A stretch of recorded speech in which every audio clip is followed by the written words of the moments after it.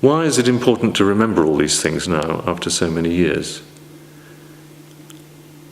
I remember them myself, but I think it's important to communicate them, because we now have a younger generation.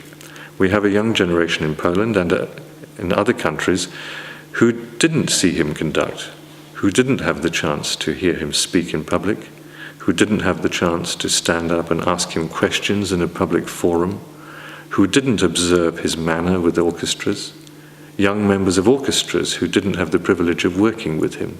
We have these young generations in different countries who know the music and who admire the music, but they don't have the same direct contact with the man. And therefore I think it's important to share some of these memories for the benefit of that young generation, so that they can understand the context better. They can understand the greatness of Lutosławski, not just as a composer, as a great composer, but understand him as a great man, and a man of great moral integrity. I've got one other point, maybe a last point, which is in a Polish context.